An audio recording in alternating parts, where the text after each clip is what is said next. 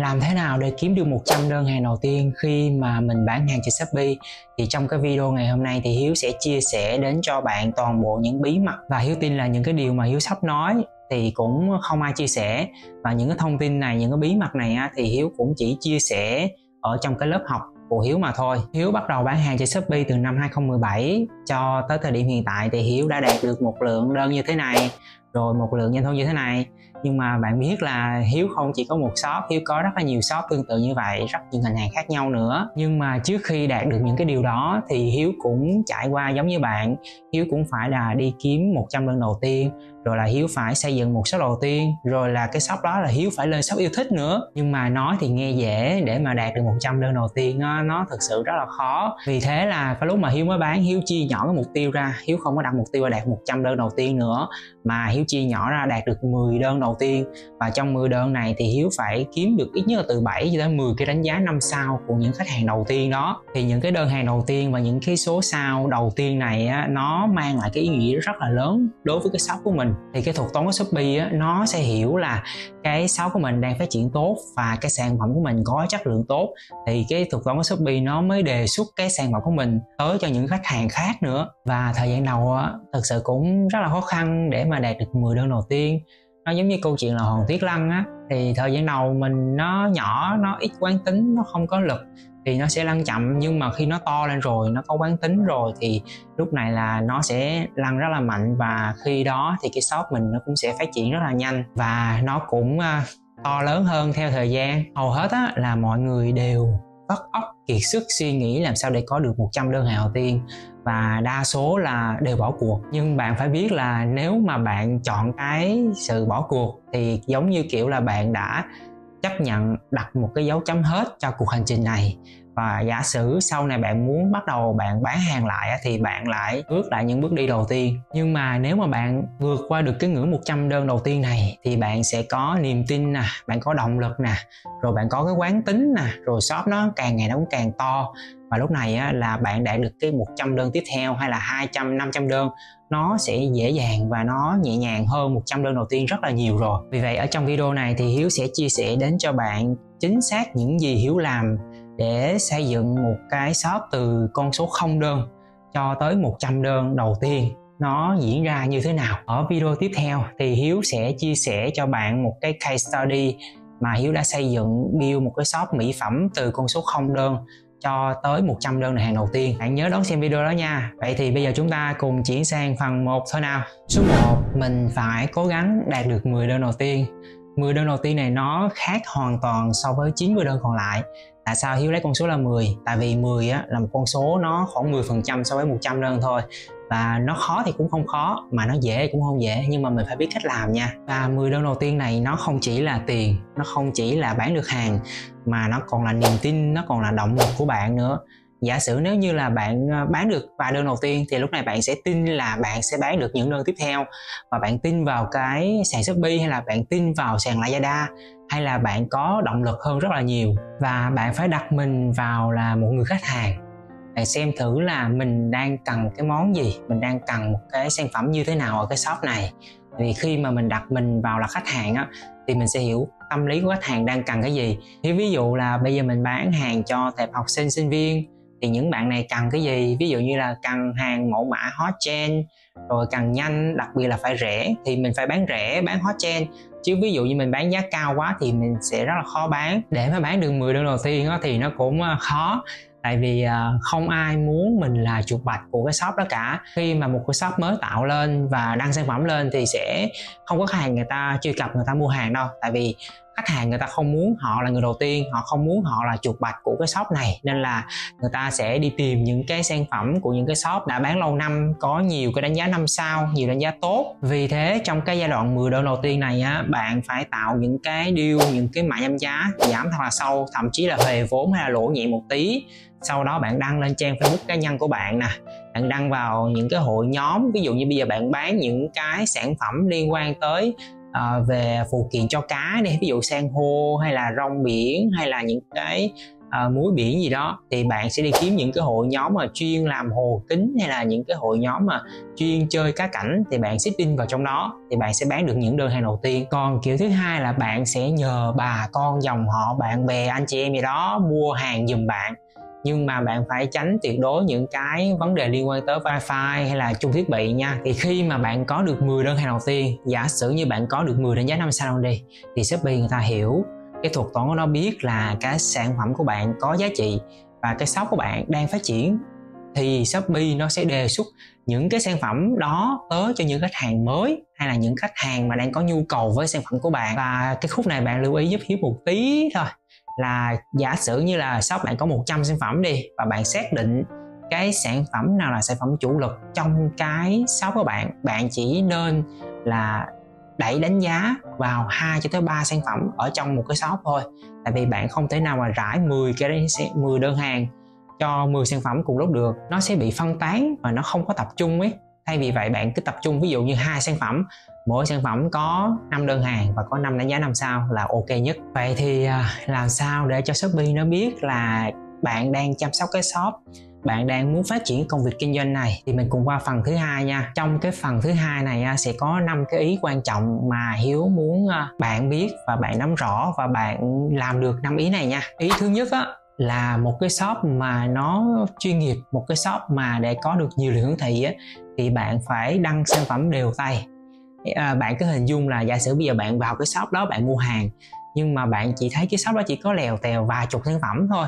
Thường một cái shop bán hàng thì nó sẽ có vài trăm mẫu, vài trăm cái hàng mẫu ở trong cửa hàng, mà lần nào bạn vào cái shop đó bạn chỉ thấy có 10-20 hàng mẫu thôi, thì bạn cảm giác giống như là kiểu nó không có uy tín lắm và bạn sẽ rời đi. Bạn kiếm một cái shop nó to hơn, nó nhiều hàng hóa hơn để bạn lựa.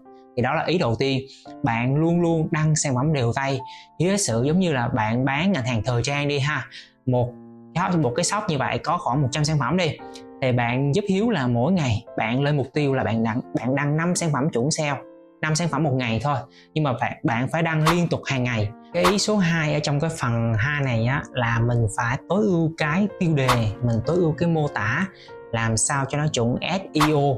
Thì khi mà nó chuẩn như vậy thì Shopee nó mới hiểu là bạn đang bán sản phẩm gì, thì nó mới đề xuất cái sản phẩm của bạn tới những khách hàng mà đang có nhu cầu. Chứ giả sử nếu mà bạn chỉ đăng khơi khơi, ví dụ như là bạn đang bán dép nam đi, bạn đăng lên bạn ghi là dép cho nam, là như vậy Shopee nó sẽ rất là khó hình dung ra bạn đang bán cụ thể cái sản phẩm gì. Ví dụ dép cho nam là phân khúc như thế nào, mẫu mã làm sao, hay là nó có đế cao đế thấp như thế nào, màu sắc ra sao. Nói chung là mình phải thể hiện rõ ra. Còn trong cái phần mô tả mình tối ưu kiểu gì, thì mô tả mình đơn giản là bây giờ giả sử bây giờ bạn thấy cái shop đối thủ kia bán rất là mạnh và cái shop đối thủ đó người ta ghi rất là chuẩn, rất là hay, bạn cảm thấy rất là hay, thì lúc này bạn cứ copy lại, nhưng mà bạn tuyệt đối đừng copy 100% nha. Bạn giống như kiểu là bạn thấy người ta ghi ý đó hay thì bạn về bạn viết lại theo cái phong cách của bạn. Và bạn có một cái lưu ý nhỏ như vậy nè, là trong cái phần mô tả bạn nên chèn từ khóa vào, ít nhất là phải từ 3 cho đến 5 từ khóa. Ví dụ như là từ khóa dép cho nam, thì cái từ khóa dép cho nam này nó sẽ có rất là nhiều từ khóa con trong đó. Ví dụ như là dép cho nam đi trong nhà, hay là dép cho nam màu trắng, hay là dép cho nam màu đen, thì bạn sẽ chèn những cái từ khóa đó vào trong cái phần mô tả, chèn một cái cách mà nó hợp lý nha, chứ không phải là cứ spam, mình cứ copy paste liên tục như vậy thì Shopee nó sẽ hiểu là mình đang spam từ khóa và nó sẽ xóa sản phẩm đó nha. Cái ý số 3 trong cái phần 2 này là mình sẽ chụp hình, quay video làm sao cho nó đẹp. Đẹp ở đây có nghĩa là không nhất thiết là phải như Studio là chụp tốt một bộ hình như vậy vài triệu, mà là giả sử bạn nhập hàng bên Trung Quốc thì bạn có thể tải hình bên Trung Quốc về, bạn edit, bạn Photoshop lại, bạn đăng lên trên shop của bạn. Còn giả sử bạn nhập hàng ở Việt Nam thì bạn có thể lấy mẫu, lấy hình của xưởng nhưng mà về cũng phải edit lại. Còn giả sử như là nếu mà bạn tự chụp hình thì sau khi bạn chụp xong rồi thì bạn phải lên Canva, chỉnh sửa hình lại, bạn thêm khung cho nó, rồi bạn thêm logo, bạn thêm ship họa tóc hay gì đó vào cho nó nổi bật cái tấm hình của bạn lên. Và sau này khách người ta lướt Shopee người ta thấy cái logo đó, người ta biết là người ta đã từng mua hàng của shop bạn thì người ta sẽ bấm vào, nó tăng được cái độ nhận diện của cái shop của bạn, và sau này bạn sẽ giảm cái phần chi phí marketing xuống rất là nhiều. Ý số 4 ở trong phần số 2 này là mình sẽ tham gia chương trình khuyến mại của Shopee. Thì để mà tham gia thì thời gian đầu tiên shop bạn mới lập lên đó, bạn tham gia thì Shopee sẽ rất là ít duyệt những cái chương trình của bạn. Ví dụ trên Shopee nó có rất là nhiều chương trình giống như là 99.000, 66.000 hay là 29.000, 19.000, 9.000, 1.000. Nó có rất nhiều chương trình như vậy. Thì Hiếu giả sử giống như là bạn đăng cái sản phẩm của bạn lên là 20.000 thì bạn sẽ tham gia chương trình là 9.000. Thì khi mà bạn tham gia chương trình 9.000 như vậy á, là Shopee nó sẽ ưu tiên hiển thị cái sản phẩm của bạn tới rất là nhiều người. Và lúc này tự nhiên bạn sẽ có đơn, bạn sẽ có đánh giá. Và đó là những cái bước đà rất là quan trọng để cho cái shop của bạn phát triển sau này. Cái số 5 là mình phải đăng bài liên tục lên trên Facebook cá nhân nè, hay là lên trên hội nhóm nè, mình sit in ở trong những cái hội nhóm mà trong cái lĩnh vực, trong cái ngách của bạn. Ví dụ bạn bán những cái mặt hàng liên quan tới mẹ và bé thì bạn vào những cái group trên Facebook liên quan với mẹ và bé, ví dụ như cách nuôi con, cách dạy con, vân vân. Thì đó, khi bạn vào đó bạn seeding, ví dụ bạn tạo bản giá hay là bạn đăng bài viết chia sẻ, rồi sau đó bạn dẫn link về Shopee của bạn. Rồi giả sử đó là cái phần mà mình kiếm được 10 đơn đầu tiên. Bây giờ giả sử 90 đơn còn lại mình kiếm bằng cách nào, và làm sao để mình đạt được 100 đơn đầu tiên và mình đạt được cái shop yêu thích trong vòng từ khoảng 1-2 tháng đổ lại thôi, đừng có để 4-5 tháng, nó rất là lâu. Ở đây có một cái bí mật nhỏ là gì nè, tất cả các cái shop ở trên Shopee á, là cái doanh thu và cái lượng đơn của nó là đến từ những cái sản phẩm chủ lực. Hiếu ước tính là có khoảng từ 80-90% là đến từ sản phẩm chủ lực. Và sản phẩm chủ lực ở trong shop á, là nó chỉ chiếm đâu đó khoảng từ 5-10% số lượng ở trong cái shop thôi. Hiếu giả sử giống như là có 100 sản phẩm trong shop bạn thì đâu đó nó chỉ có khoảng 5-10 sản phẩm là sẽ bán chạy nhất tại shop. Và 5-10 sản phẩm này nó sẽ mang lại hầu hết là tất cả các cái doanh thu của shop bạn luôn. Và 90 sản phẩm còn lại nó giống như kiểu là mình đăng cho có, đăng cho vui và mình để bán kèm, bán thêm gì thôi, chứ không phải là những sản phẩm đó là mình bán chính. Thì cái này á, là Hiếu cũng không có cách nào để tìm ra giúp bạn là sản phẩm chủ lực là gì. Tại vì mỗi người á, bán một ngành hàng riêng á, thì người ta sẽ biết được cái sản phẩm chủ lực ở trong cái shop của họ là cái gì. Ví dụ như Hiếu bán thời trang nữ thì Hiếu biết là trong cái thời trang nữ nó có những cái sản phẩm key là những sản phẩm gì, những sản phẩm hot trend là sản phẩm gì, hay là những sản phẩm mà nó bán được trong tương lai mình dự đoán được xu hướng. Thì mỗi người, mỗi ngành thì nó sẽ có một cái sản phẩm riêng. Thì nó có 3 cái mẹo nhỏ để mình tìm ra được cái sản phẩm chủ lực ở trong cái shop của mình, ở trong cái ngành của mình nó như sau. Cái thứ nhất là cái nhu cầu của nó cực kỳ cao.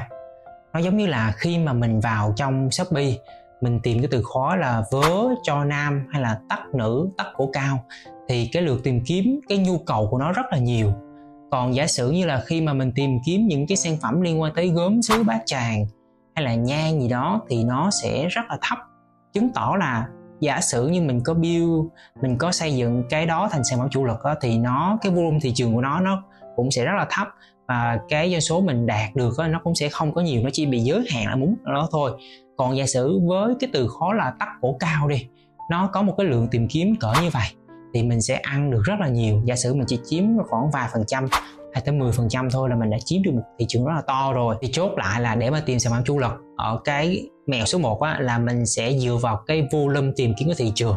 Mình tính tổng ra thì mình sẽ biết là cái từ khóa nào, cái ngành hàng nào nó đang có cái volume thị trường đủ to để cho mình nhảy vào. Cái mẹo số 2 Hiếu cũng hay đi soi là mình sẽ đi vào trong những cái shop đối thủ, mình xem thử là những cái shop này người ta đang bán cái sản phẩm gì và người ta đang bán chạy nhất cái số lượng sản phẩm là bao nhiêu, và những cái sản phẩm đó nó bán chạy khoảng là bao nhiêu cái đại loại như vậy. Thì ví dụ như Hiếu giả sử như cái shop đồ ăn vặt này đi, nó bán được một số lượng là mấy trăm nghìn sản phẩm trong thời gian qua, và hồi tối qua Hiếu vào Hiếu thấy là cái shop này nó ghi là vì số lượng đơn cũ quá nhiều nên là tạm để cái kho về không để xử lý những đơn hàng cũ, sau đó mới bật lại. Nó giống kiểu là bị quá tải luôn và không muốn có đơn mới nữa, phải xử lý hết đơn cũ thì mới tiếp tục mở kho bán đơn mới.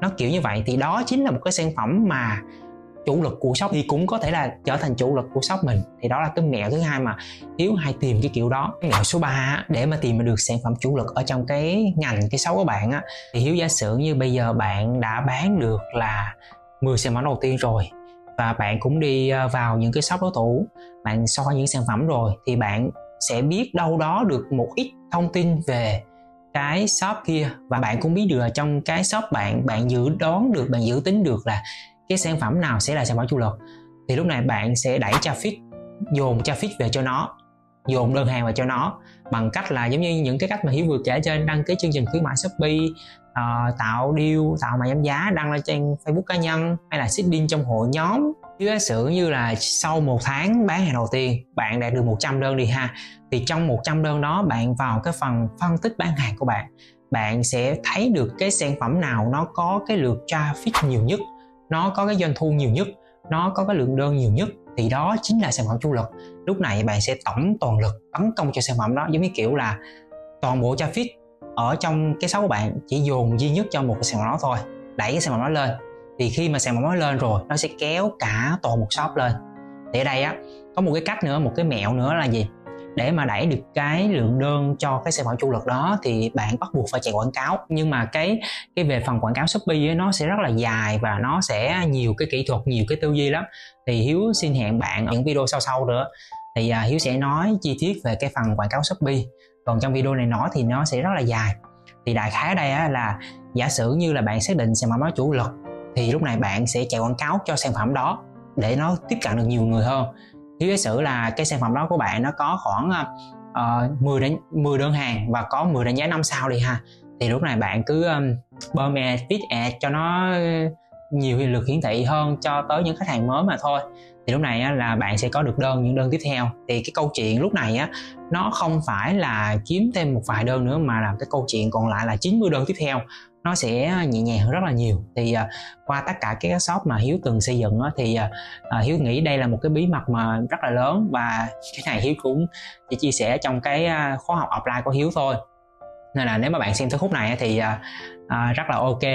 Hiếu hy vọng là bạn sẽ làm được như Hiếu nói nha. Hiếu nghĩ cái sự khó khăn lớn nhất khi mới bắt đầu kinh doanh online, mới bắt đầu cố gắng đạt được 100 đơn đầu tiên ấy, thì cái khó khăn ở đây nó không phải là 100 đơn đầu tiên, mà thường là mọi người sẽ mong muốn là mình đạt được cái con số đó nhanh và ngay lập tức. Chúng ta thường mong muốn là cái sự tiến bộ của chúng ta nó theo một cái đường thẳng, ở bước 1 nhảy một phát là lên bước 100 luôn ấy, thì nó sẽ không có bao giờ xảy ra được chuyện đó. Thực tế thì cái shop của mình hay là sản phẩm của mình á, nó sẽ phát triển theo một cái đường cong, giống như kiểu là nó sẽ đi như vậy nè, đó, nó đi từ nó ngang, sau đó nó sẽ lên từ từ, rồi tới một cái điểm nào đó nó sẽ thực sự bùng phát lên.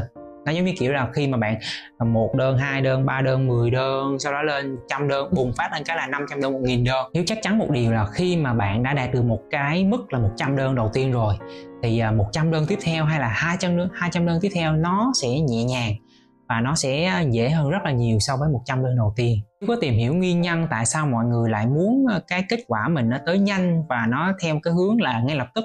Thì nó có một cái bài nghiên cứu khoa học là nói về cái vấn đề này, thì nó gọi là giá trị của sự thất vọng. Thì Hiếu sẽ để cái hình ở đây cho bạn biết cái hình nó như thế nào nha. Nếu như bạn đang ở cái thung lũng của sự thất vọng á, thì bạn hãy cố gắng tối ưu cái sản phẩm của mình, tối ưu cái shop của mình, chăm trả lời tin nhắn khách hàng, rồi bạn thử nghiệm những cái mới, bạn làm từ từ, bạn coi đối thủ làm sao, bạn có thể học được điều gì hay không, rồi bạn cứ thế, bạn cứ làm từ từ. Khi mà bạn đã vượt qua rồi thì Hiếu tin là cái shop của bạn sẽ phát triển thần tốc. Nên là bạn cố gắng đừng có bỏ cuộc ở giai đoạn này nha, nó sẽ rất là tiếc đấy. Nếu mà bạn thấy cái video này hay thì cho Hiếu xin một like và một subscribe nha. Hiếu sẽ có rất là nhiều động lực để ra những video mới trong cái chủ đề về kinh doanh online. Bạn sẽ nhận được thông báo đầu tiên khi mà Hiếu ra video mới. Cảm ơn bạn đã xem video của Hiếu, và Hiếu chúc bạn bùng nổ đơn hàng trong thời gian tới. Bye.